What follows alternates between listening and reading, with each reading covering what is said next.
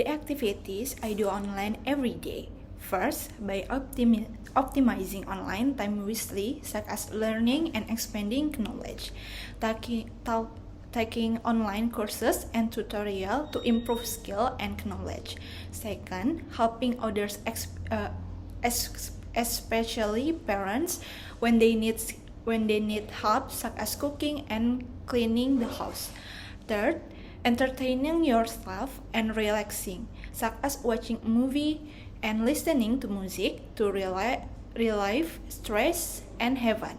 Four, making good use of time, dividing online time with other activities such as homework, lecture, and socializing.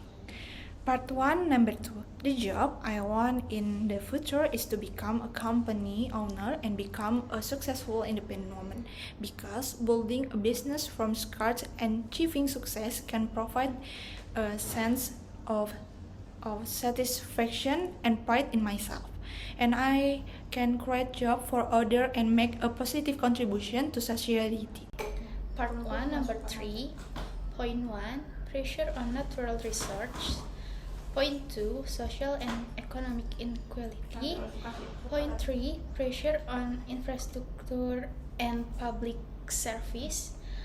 Point 4, public health problems. And point 5, high unemployment rate. Question number 4. For me, success is often as achieving your goals, overcoming challenges, and making a positive impact.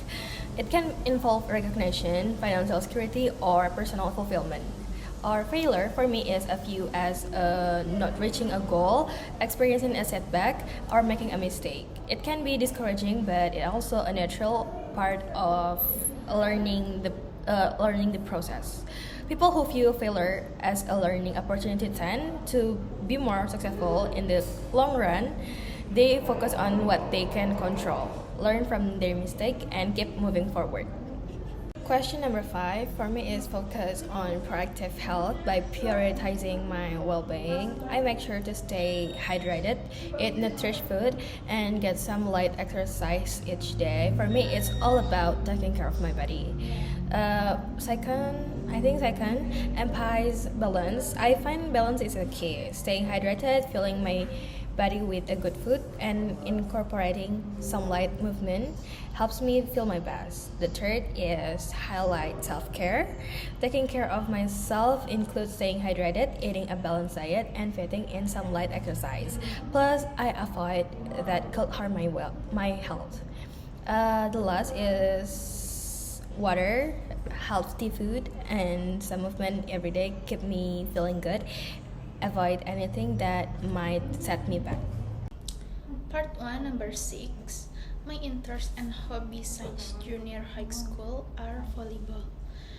These interests and hobby have never changed until now because I really like sports, and my parents are also very supportive of my hobby and interests. Part 2, number 2. In a brightly lit classroom, there is a group of students who are focused on the learning that is taking place with great enthusiasm. Their eyes are glued to the lecturer at the front of the room. Serious expression radiate from the face of the student, who are fully engaged in the learning process. The quiet classroom atmosphere is only broken by the subtle voice of the lecturer. Part 2, number 5. When I see this photo, I'm not sure whether the people are doing floor stretch or yoga because they seems very similar. But in my opinion, I think they are doing simple stretch so that their bodies don't become stiff. Stretching help the muscles and joints become more flexible and also help prevents any cramps happening. Stretching be done by all ages to avoid becoming stiff in the future. In this picture, people in a yoga poses, more people holding a yoga posture, also called an asana. There are many different asanas, some that focus on flexibility, strength, balance, or a combination of this. Yoga can be practiced anywhere, but some picture might show people practice in a studio, park, beach, or maybe in their living room. People typically wear comfortable clothing that allows to move. That allows for movement, like a yoga pants and a sport bra or maybe tank top. Many yoga pictures depict a sense of calm and serenity, reflecting that the meditative aspect of a yoga practice. Part 3. Okay, so we need to pick the best way to learn about current event. What do you guys think? Well, TV news is pretty straightforward. You know, reporters telling you what's happening, but sometimes it feels a bit biased, depending on the channel. I agree. Social media can be good for staying up to date. It's always being refreshed, but there's a lot of fake news. You guys must be careful because there is unreliable information out there. That's true. Maybe newspaper are good option. They usually have fact checker and stuff, right?